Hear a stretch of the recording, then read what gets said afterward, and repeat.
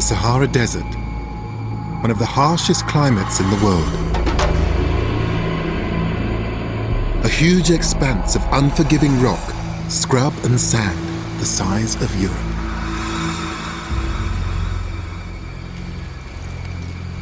To me, it looks like a place of nothingness. But it was from here that a group of desert nomads came to transform the northwest corner of Africa into a vast empire that stretched from the Sahara to Spain. What started with one man's mission grew into a kingdom which lasted for centuries. Its rulers generated tremendous wealth, created great architecture, and promoted sophisticated ideas in an ordered society. They were called the Berber, and they changed this part of Africa forever. We know less about Africa's past than almost anywhere else on Earth. But the scarcity of written records doesn't mean Africa lacks history. It's found in artifacts, culture, and the traditions of the people. In this series, I'm exploring some of the richest and most vibrant histories in the world. I'm here in Morocco to explore how a small collection of Berber nomads created a vast kingdom out of nothing, and how the very forces that created that kingdom ultimately helped to destroy it.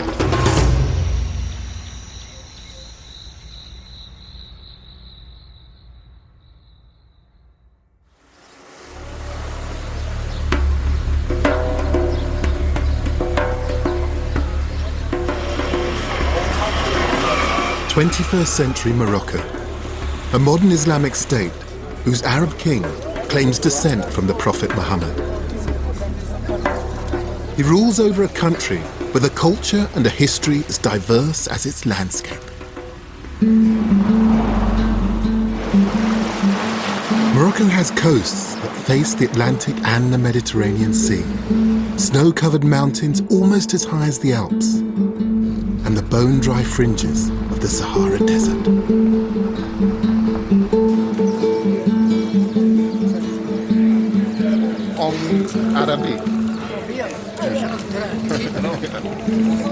The dominant languages spoken here now are from Arabia and Europe. But nearly half the population still speak Berber, the language of the indigenous Africans.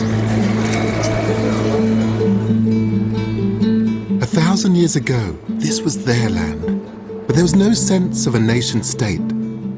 Instead, on either side of the Atlas Mountains lived small, independent Berber clans of farmers, traders, and nomads.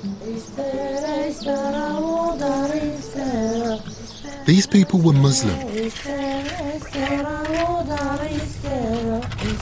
but they maintained their traditional Berber customs, and they didn't always follow Islam to the letter of the law.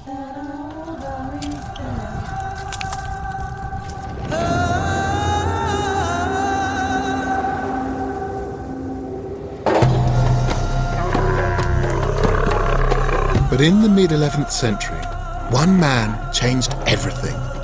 A Berber who'd studied the Quran and had become a charismatic, fiery preacher.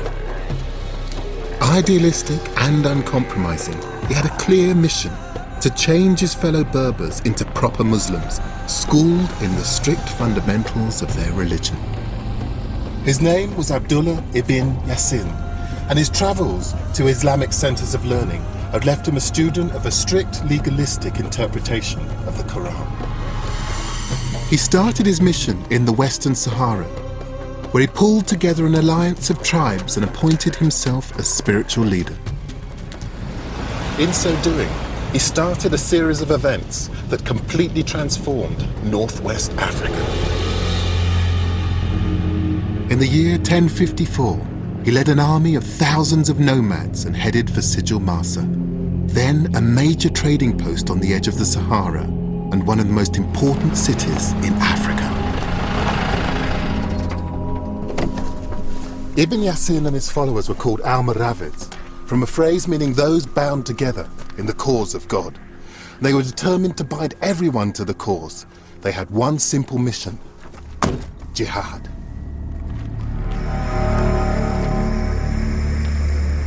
The term jihad today carries connotations for many people of anti-Western extremism. But Ibn Yassin's holy war, his struggle to uphold a true understanding of Islam, was aimed at his fellow Muslim Berbers.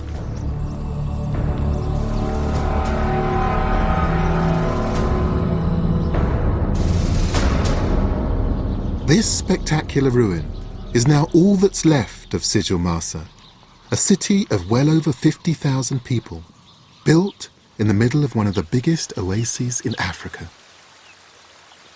Now a quiet and tranquil backwater, the date palms and irrigated fields hide clues to a much bigger and more significant past. And it's on a shingle bank, at the heart of the oasis, where the ruins of the mud-built city lie. The taking of Sijil Masa would be the first major building block of an Almoravid kingdom. So what attracted Ibn Yassin here? The wealth of the city. This city was very prosperous. In fact, it was the commercial hub of Morocco, a huge city in a huge oasis.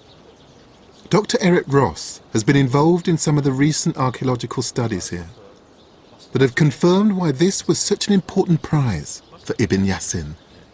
I call it the Casablanca of 1,000 years ago. Yes. Because Morocco wasn't looking to Europe or the Atlantic, it was looking across the Sahara. The Sahara was wide open to trade. So there were goods coming from all over the region and they were being traded and exchanged here? Yes. And what sorts of things are being traded here? Cloth, manuscripts and books, horses also. The most important was the gold, trading mostly south across the Sahara. Places like Mali and Senegal today were producing especially golds. So the gold was the main part of the wealth of the city. We know gold coins were minted here, they were stamped here, and they were exported. And mostly they were exported eastward to Egypt, Iraq, Central Asia, and they ended up in places like India. Wow. So they're trading tendrils, they'd stretch all the way from West Africa as far as South Asia. Yes, absolutely. It's a trading powerhouse.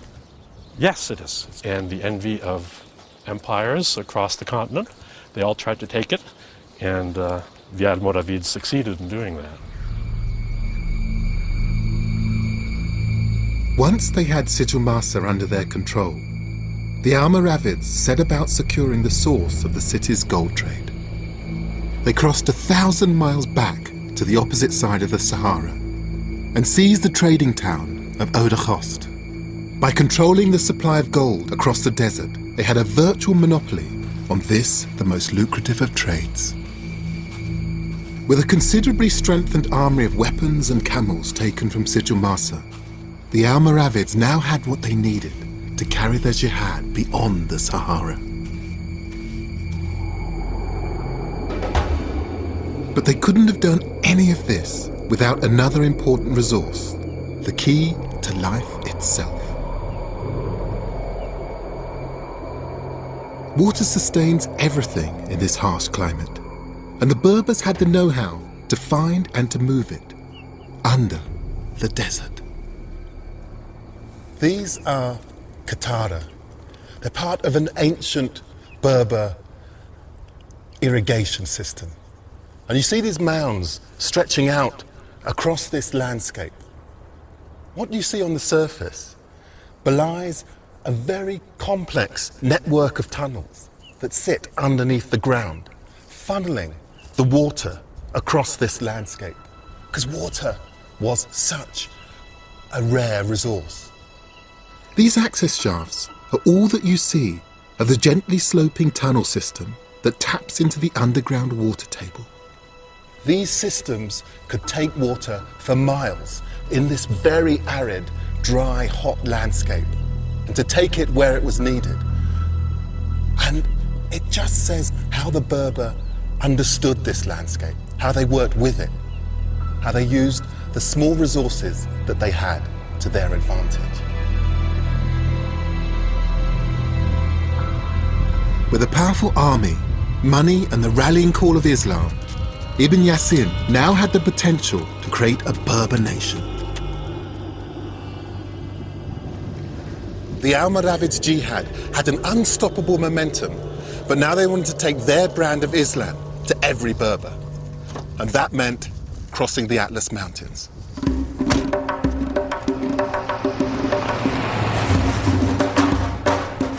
The high Atlas Mountains rise to over 13,500 feet, and they form a natural divide between the desert and the more fertile and populous lands on the other side. But these were dangerous times, and this was a perilous area to be traveling through.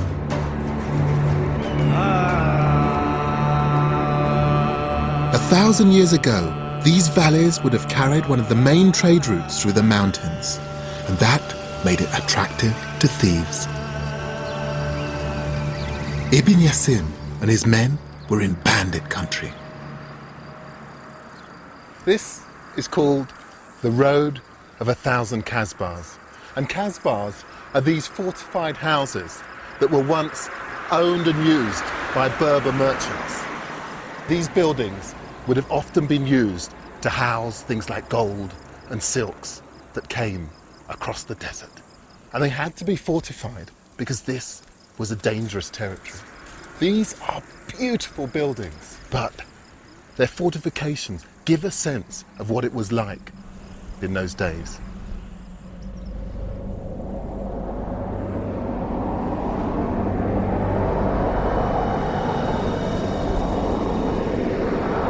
The Almoravid army traversed this hostile environment with 400 horsemen, 800 cameleers, and 2,000 foot soldiers. It was a treacherous journey in an alien landscape. 1,000 years ago, when Ibn Yassin and his army came up these passes to cross these mountains, they were entering completely new territory. They were desert warriors, and these mountains and everything beyond was a completely different environment to them. But they had a clear goal. To the northwest of the mountains lived the tribes of Berbers that the Almoravids considered to be heretics. In 1058, the first people to feel the force of Ibn Yassin's army were the rulers of Agmat, a small city nestling in a lush valley on the north side of the mountains. Agmat became the new headquarters from where the army took their jihad to the tribes nearby. But it's been difficult for historians to uncover what life was like in Agmat at the time, for one simple reason. No one knew where ancient Agmat was. It was thought to be a lost city, but actually it was right here, beneath our feet. The dig has revealed only a small portion of the city so far, but this hammam or bathhouse is one of the most substantial and important finds. These remains illustrate the scale of the settlement here and show just how expertly they understood how to use water as a foundation of civic society. L'eau est une richesse très importante dans la région. Abdullah Fili has been slowly unearthing the remains of the buildings here since the dig first started. Au-delà de l'utilisation de l'eau dans les bâtiments publics comme le hammam, la mosquée, le palais, etc., nous avons également l'utilisation d'eau dans l'irrigation, on répartit l'eau selon deux composantes. La première composante, c'est les bâtiments publics et les bâtiments privés, les maisons, etc. Et puis après, les 3 autres jours, c'est pour l'irrigation des champs. Remarkably, this entire building, which dates from the time of the Almoravids, more than 1,000 years ago, was excavated almost intact. Et effectivement, on trouve que c'est l'un des plus anciens hammams au Maroc. Après celui, il représente donc l'un des plus grands hammams de l'Occident musulman. Et ça permet effectivement d'avoir un chef-d'œuvre architectural extrêmement important. C'est énorme comme hammam. Il fait pour le moment 500 mètres carrés, ce qui est exceptionnel pour un hammam parce que ça demande justement une ingéniosité au niveau des techniques de chauffage, au niveau des techniques de l'alimentation en eau. This is absolutely amazing. I'm used to seeing their earth-built buildings, but to see this kind of stone and mortar construction, but also the water engineering, this is real innovation. It's so exciting. There was hot and cold running water. The temperature of the 3 rooms increased the nearer they were to the huge fires that heated the water as it came into the hammam. This was civilized living. C'est pour ça que la question de l'eau est vraiment centrale pour le fonctionnement d'un bâtiment aussi important, car il permet la purification des gens. Les gens viennent ici se purifier, par exemple, une fois par semaine, une fois toutes les 2 semaines, etc., pour se reposer, parce que le hammam, avec le système de chaleur, ça permet de reposer les corps et aussi parfois les esprits.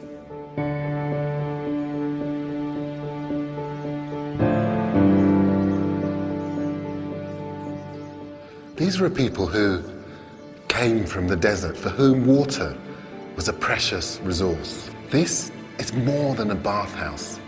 This is a temple to water, and what a place.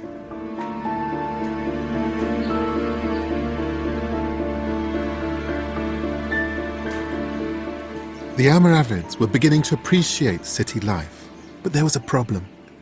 For desert nomads, this city was just in the wrong place. Surrounded by mountains and hills on 3 sides, Agmat was not in a good defensive position. As people most suited to fighting in the open, it made them feel vulnerable. After little more than a decade, the Almoravids looked for a new home, a new base from where they could expand and take on even more territory and infidels. The Almoravids had the desert in their DNA, and they chose a flat, dry, open piece of land around 20 miles from the foothills of the Atlas Mountains. They pitched their tents and named their city after the Berber words, the land of God.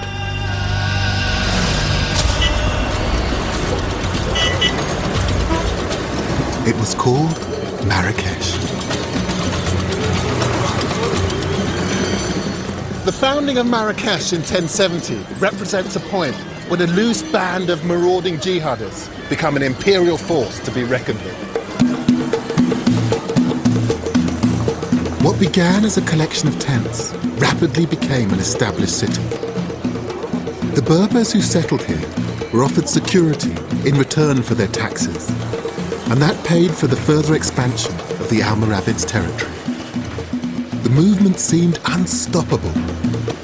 Even when Ibn Yassin died, while fighting Berber heretics, the holy enterprise continued unabated. After the death of the fiery preacher Ibn Yassin, a new man took charge of the jihad.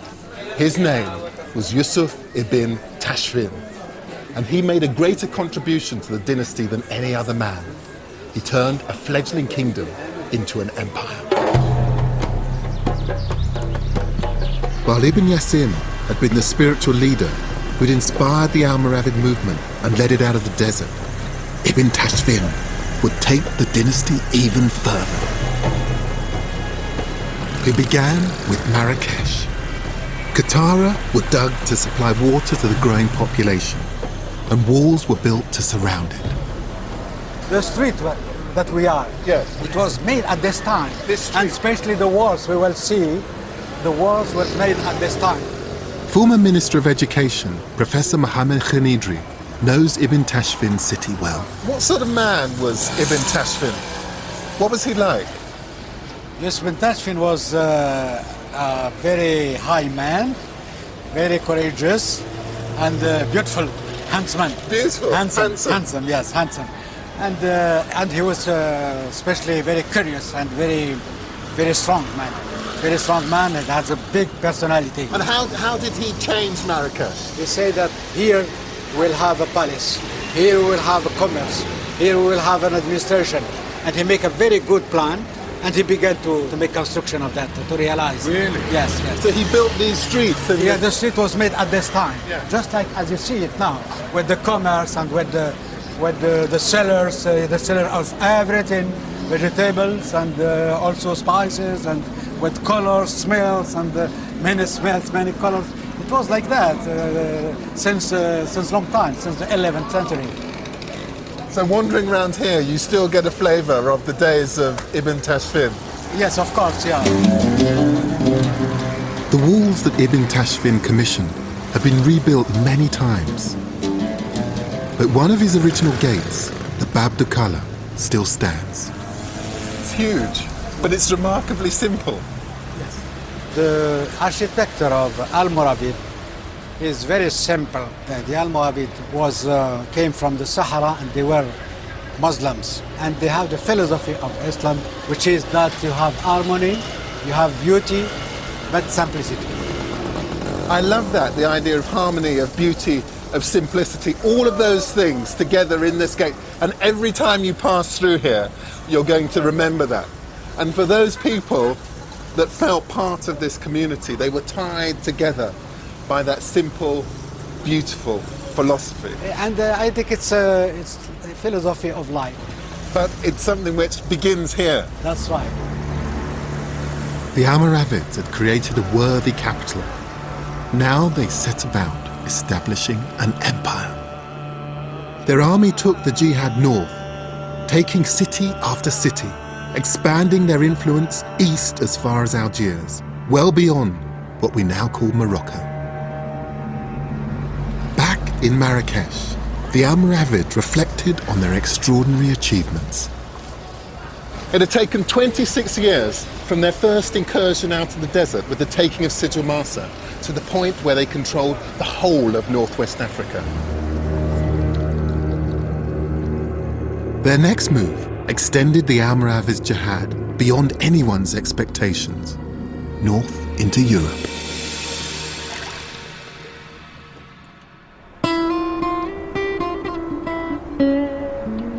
A parallel Islamic world had existed in Spain and Portugal since the early 8th century. It was called Al-Andalus, and it had flourished under the Caliph of Cordoba into a rich civilization of lavish palaces and elegant gardens. Now in the 11th century, it had broken up into weaker city-states. These were being attacked by Christian armies from the north of Spain, and the Muslim rulers appealed to the Almoravids for help.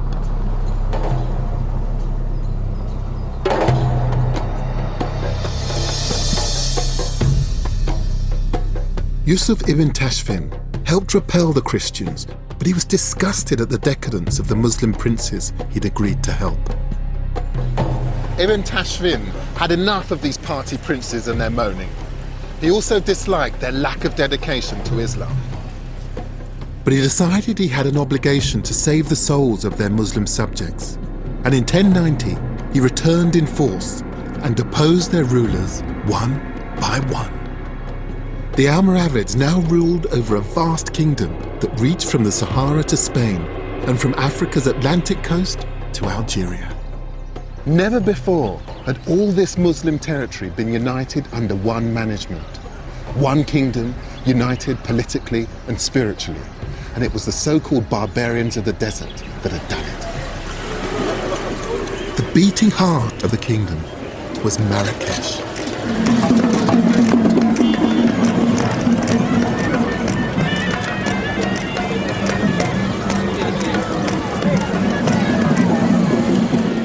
This was a place where people came to exchange stories, ideas.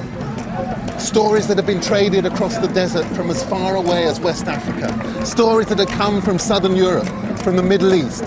They all ended up here in the central square in Marrakesh. By the beginning of the 12th century, the square here had become the news hub of the empire. But in 1106, the news running around this square was of terrible importance. Yusuf ibn Tashfin had died. Ibn Tashfin was more than 80 years old when he died. He had seen his Berber kingdom grow from the founding days of Marrakesh to the farthest reaches of his empire.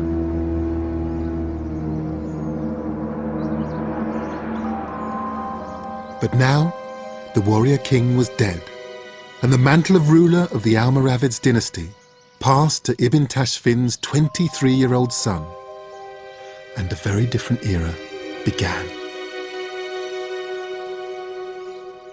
One of power and privilege. Ali was the first Almoravid leader not to have known the desert or its hardships. He knew the royal palace and its luxuries. At the time of his father's death, the royal treasury housed 13,000 boxes of silver and 5,400 boxes of minted gold. He was loaded. The new leader worked hard to make Marrakesh even more splendid, and he ordered a new palace to be built. It was part of a beautification plan for the city, which drew heavily on the architectural influences of Andalusia.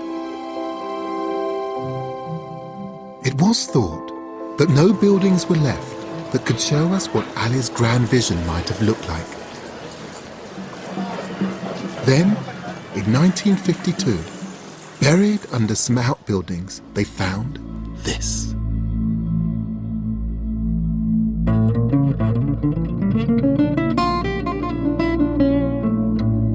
The Kubat Bariuddin. It's not only a rare example of Almoravid architecture, but it gives us some sense of what this city looked like at the high point of the dynasty. This is the Kuba. This is the masterpiece of the architecture of the Almoravid period. It is a masterpiece. Yes.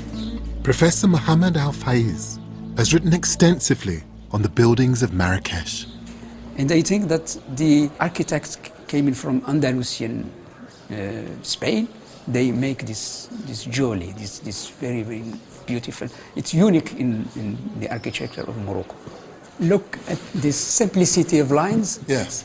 And harmony of proportions. It is absolutely Yes, gorgeous. it's So this was a place where people before prayer would come and they would wash. Yeah. They would wash their bodies. They wash their bodies and they prepare when they go to the mosque. It's a sumptuous building. It tells us just what Marrakesh may have looked like.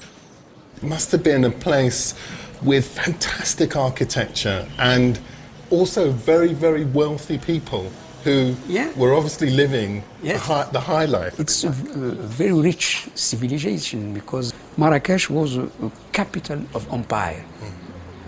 Like actually when we have New York or other cities, very important. This delicately carved interior is such a contrast to the bold, simple shape we see outside. It was also highly fashionable. These wonderful scallop shell shapes were common in Andalusia, and this is the first time that they've been seen in Africa. Ali wanted nothing but the best. What was Ali bin Yusuf like? He's different from his father. He was a liberal man.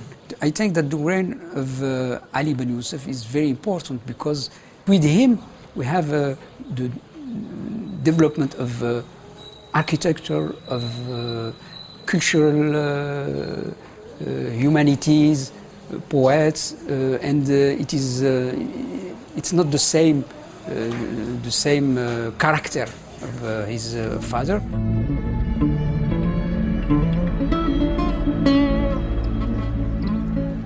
This is a massive architectural statement in the palace grounds, which shows just how far the Almoravids had come since their days as desert warriors bent on holy war.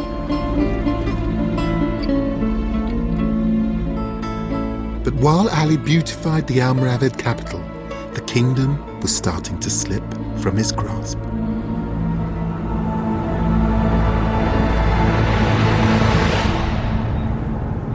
Under Ali, the link to the desert tradition was broken, and to some, the Almoravids seemed to be going soft.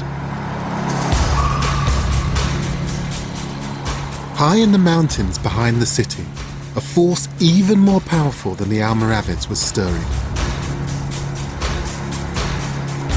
The fires of dissent were being stoked by rival Berbers holed up in the high Atlas Mountains. This precarious mountain track leads to what was, in effect, their mountain hideout. The Almoravids were never comfortable in the hills and mountains of the high Atlas, and whenever they tried to root out trouble, they were evaded, and there was plenty of trouble brewing. Here, a new group of Islamic revolutionaries laid the groundwork for their domination of this whole region. They were called the Almohads, meaning the people who believed in the unity of God. The leader of the revolution was Muhammad ibn Tumurt. He wasn't a desert warrior like the Almoravids. He was a mountain Berber. Ibn Tumurt had spent decades studying Islam. He claimed to have been divinely chosen to restore the true faith as he understood it. This is Tin Mao, the village where Ibn Tumurt started his revolution.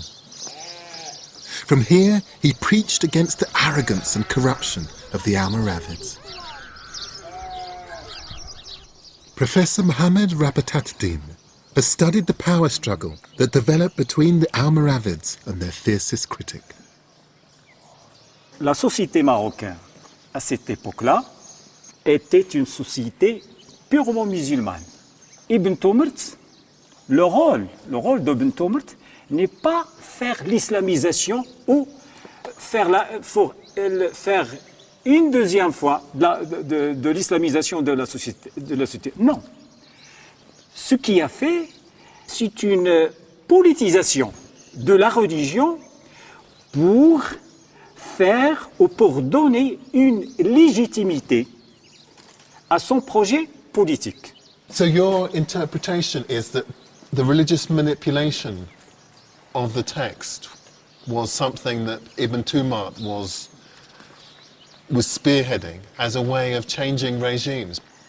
Cet objectif donne aussi la création de la grande empire islamique dans la Méditerranée occidentale, qui est la dynastie ou l'empire almohad. So Ibn Tumurt wants to increase his political influence and then go down the mountain to attack Marrakech. Tinmel est la base et le point de départ vers Marrakech. Ibn Tumurt undermined support for the Almoravids by questioning their interpretation of Islam, and therefore their claim to legitimate rule. And he goaded Ali bin Yusuf into combat. In 1130, the Battle of Words finally turned to war, and the army of the Almohads came out of the mountains to face the Almoravids and lay siege to their cities. It would be a long campaign.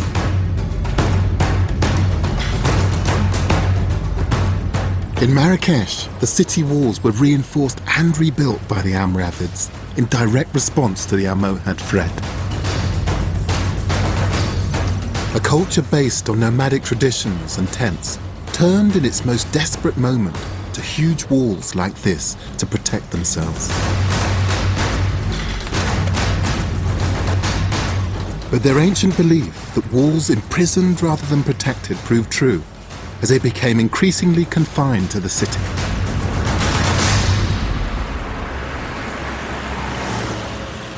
It took almost 20 years of skirmishing battles for the Almohads to finally enter the city of Marrakech. And in 1147, the dynasty of the Almoravids was finally over.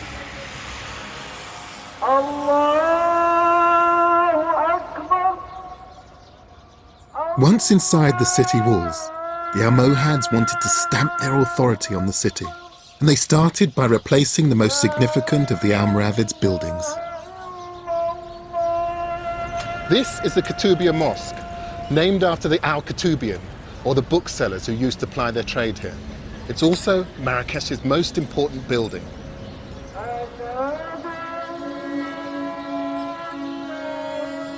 Legend has it that the predecessor to this mosque was torn down by the Almohads because it wasn't correctly aligned with Mecca. In fact, all the mosques in the city were pulled down and replaced on religious grounds. This sent a big, bold message to the people of Marrakesh. They were making it clear that their way and their interpretation of Islam was the correct one. And anyone arriving in the city got a similar message. This is the Bab Agnew, or the Gate of Guinea. It was built by one of Ibn Tumar's successors, Sultan Yaqub el-Mansur, in 1185.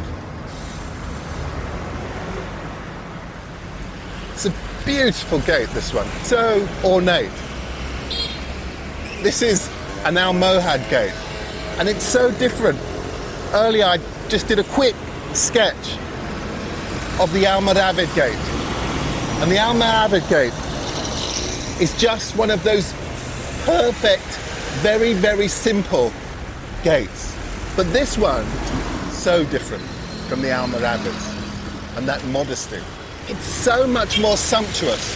Layers upon layers of decoration that have been built up with this beautiful green stone. This is an empire, a kingdom, and is very, very pleased to announce it to everyone who enters the city.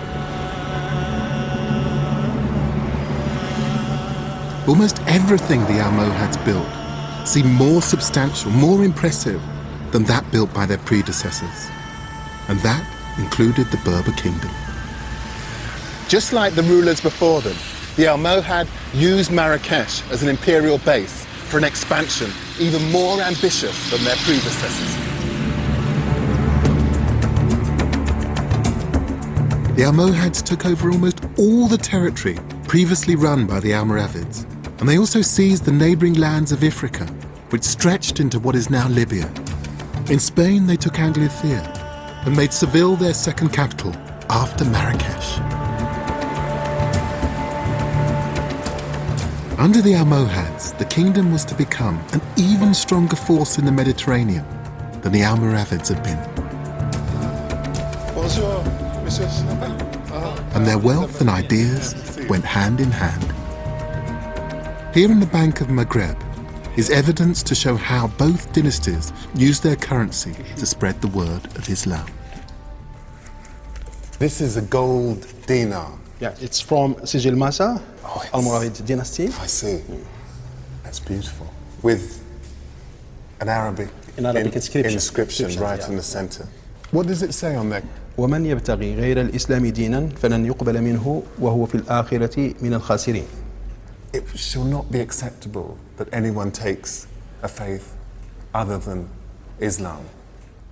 That's in the center of the coin. So they're actually helping to evangelize.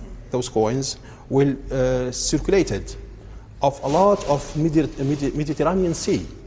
We have it in Spain, in Portugal, in London, in Germany, and Holland, and China. Really? Yeah. This was the dollar of its day. Yeah. It's about trade, but it's also taking wherever it goes, religion. Yeah. Because a lot of Christian kingdom used these coins at this time. It's a beautiful thing, absolutely beautiful. The Almoravids' dinar was widely valued. The Almohads wanted to build on its success, but they also wanted to do things differently. They introduced innovations, including a new coin with a square design that proclaimed the ambition of their jihad. So this one is the first round dirham minted by Almohad. It's round, but with a square in the middle. But after this one, so here, well, okay. Now that's square. Yeah. It's square. So they created these circular coins first with the square inscription in the center, and then they reduced them down just to these squares. Technically, in the mint of coins, it's easy to do something with the coins which is square. So these squares were much more efficient to be minted because there was much less wastage from a square sheet of silver. That's correct. And it's amazing that that's just a tiny thin wafer of silver, and yet it represents so much. These four sides were seen as being symbolic of the four sides of the kingdom, of the different directions. Looking eastward, eastward towards India, towards China, looking north up toward Europe, looking south towards the desert, and west towards new opportunities. But this is about an empire expanding.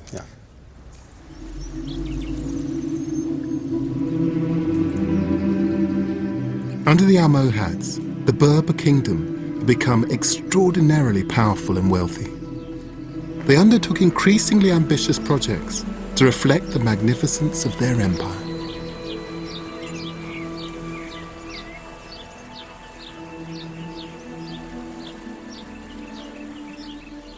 These are the Agdal Gardens in the grounds of the Royal Palace in Marrakesh. Almost 1,000 acres of orange, lemon, fig, apricot and pomegranate trees, linked by olive-lined walkways, all irrigated by water brought from the mountains over 20 miles away. And I think they're beautiful.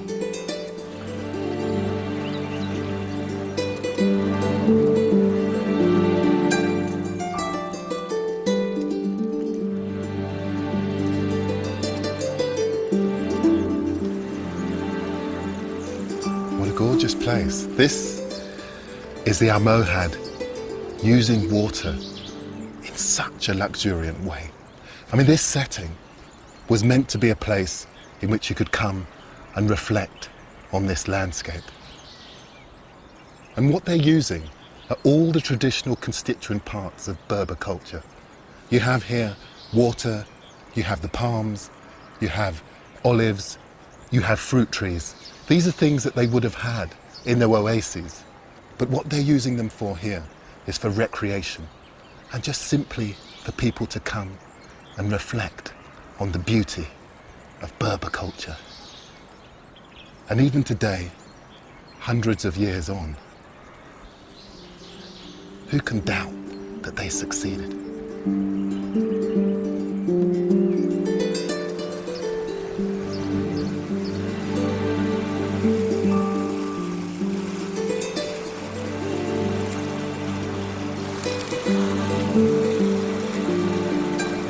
At the end of the 14th century, the Muslim philosopher Ibn Khaldun wrote about the Berber state being just like a garden. Within this garden, the government turned like a wheel. He said that there was no justice without the monarch, no monarch without the army, no army without taxes, no taxes without wealth, and no wealth without justice. Ibn Khaldun's vision of a garden in perfect balance highlighted just how interdependent these elements of government were. Justice was defined by the monarch, who was supported by the army. They were paid for by taxes that were generated by the wealth of its citizens. While all of those things were in place and intimately connected, the wheel could continue to turn.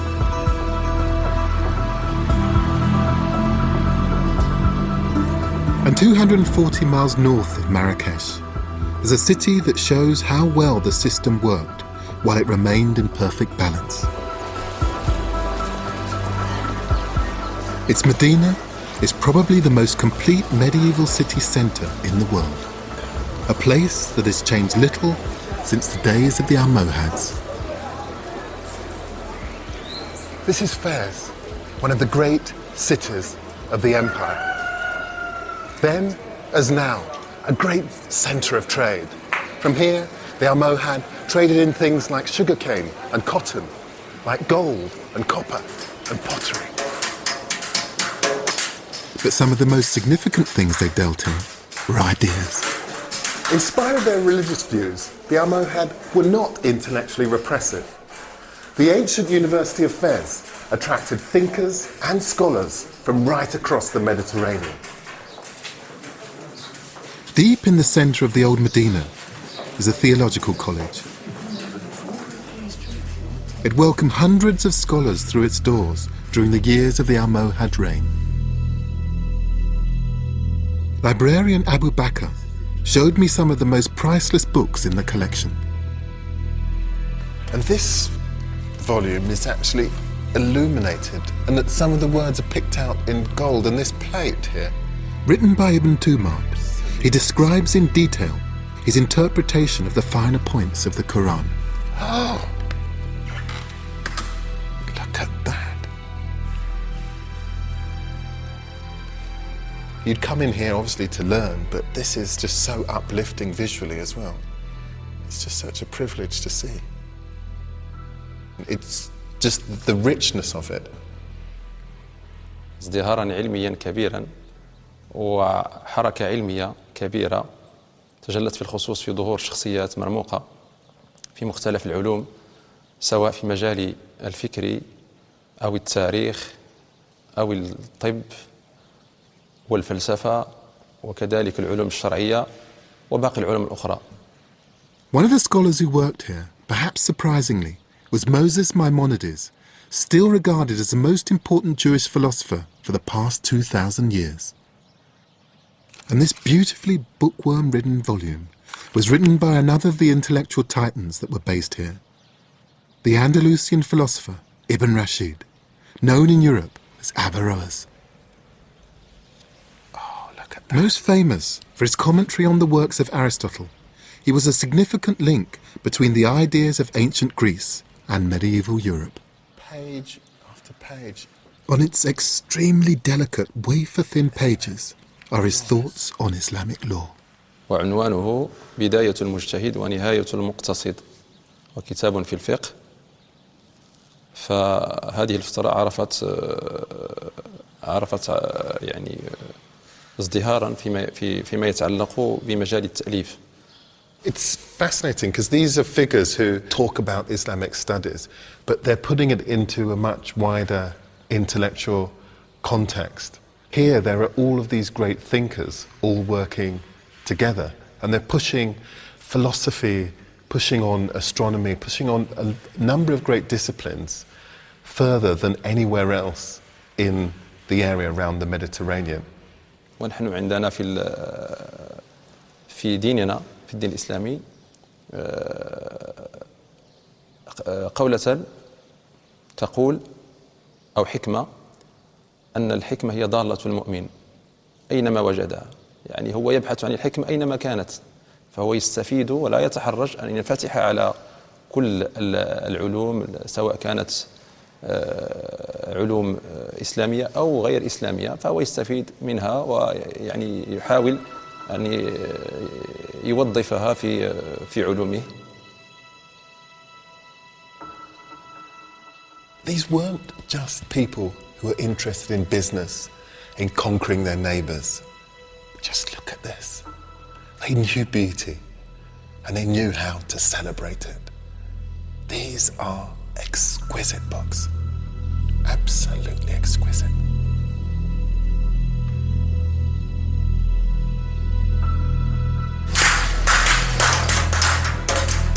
Directly outside the college, the atmosphere is peppered with the almost constant sound of hammering. The Medina is still a place of work. At the height of the Almohad Empire, Fez had 372 mills, 9,082 shops, 47 soap factories, and 188 pottery workshops. This wasn't so much as a market town, as a centre of industry. And in one corner of the Medina is an ancient industry as old as the city itself.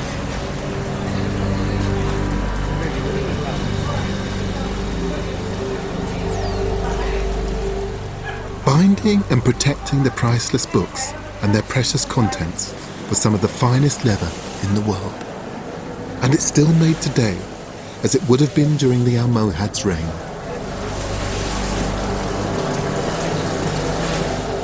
The skins are first scraped free of hair and fat, then soaked in lime bars, before being softened in a mixture of guano and water. It's a process that is still remarkably natural. What do you actually use to dye?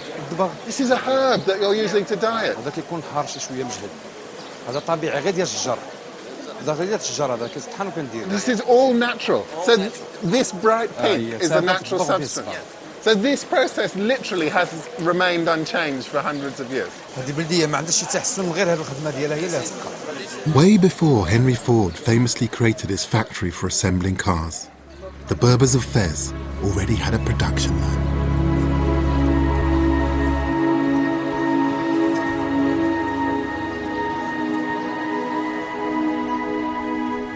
Intellectually and economically, the Almohads were in charge of an empire that ranked alongside the greatest of that time anywhere in the world.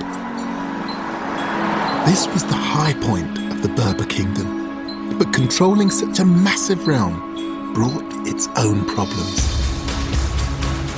By the end of the 12th century, this fort at Rabat overlooked an armada of ships at anchor. The Almohads controlled substantial amounts of the Atlantic and Mediterranean coast, and armies were being carried by sea to far-off battlegrounds. Seaports like Rabat had become crucial, and by the end of the 12th century, the Almohads' greatest ruler, Yaqub el-Mansur, developed the town into his military headquarters.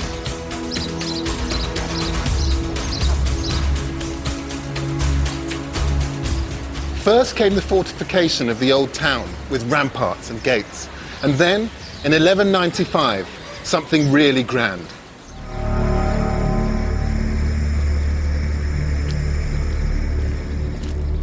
It had 400 columns and pillars.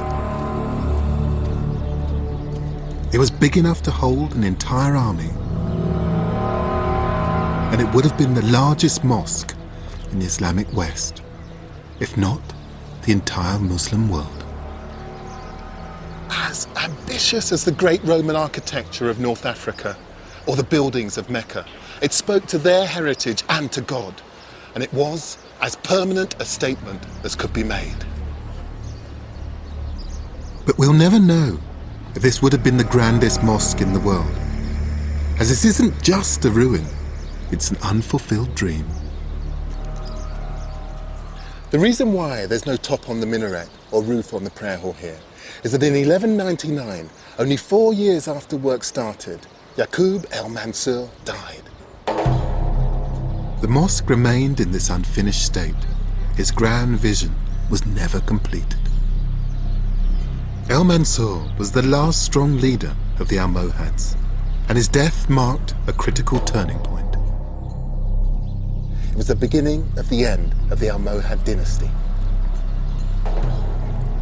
Squabbles over his succession allowed rival Berber tribes to vie for power, and the weakness at the centre had repercussions further afield. In Andalusia, a fundamentalist Christian crusade gained the upper hand against the equally fundamentalist jihad. The Almohads were humiliated by the Christians in a decisive battle in Spain, from which their army never really recovered. And the grip on Ifriqa was lost as Arab tribes rebelled against the Almohad rulers.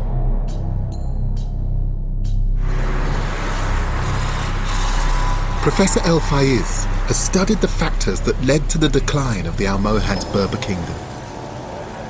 There are external factors. Almohad army facing the Christian army in Spain, they don't succeed. They lost also the control of the Mediterranean Sea. So on every front, things are collapsing in. Economic factors are very important in the explanation of the decline.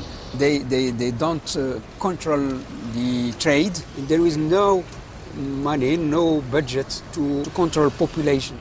Internally, They lose their tax revenue as local people begin to turn against them. The different ethnic groups then begin to fracture and fight against the regime. And gradually, the empire begins to disintegrate. It is that kind of, that wheel, that problem of one of those factors breaking down means that the whole empire then begins to fail.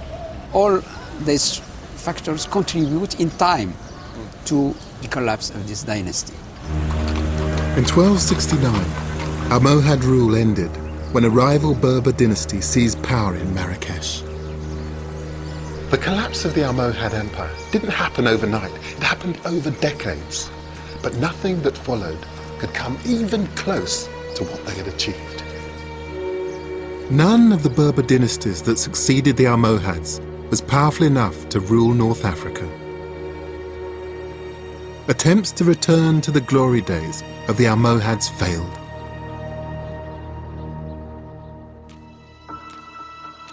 In the 16th century, the kingdom of Morocco was revived.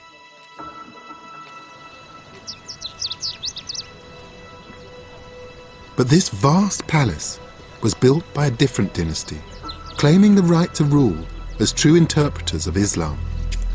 And these people saw themselves as Arabic, not Berber. The importance of Islam altered the identity of the kingdom. The same religious zeal that had brought the African Berbers an Islamic empire had ensured that it would be an Arab dynasty claiming direct descent to the Prophet Muhammad that would rule the kingdom that the Berber had created. An Arab dynasty is still in power today.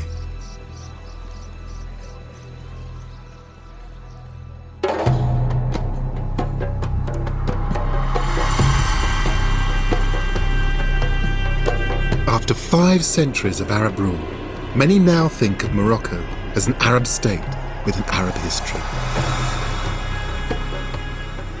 This is a kingdom with roots that are distinctly African. A group of indigenous nomads from the desert had achieved what no one else has ever done. They united a disparate group of Berber peoples under the banner of Islam and created an African empire that stretched into Europe. The Berber story deserves its place among the continent's great histories.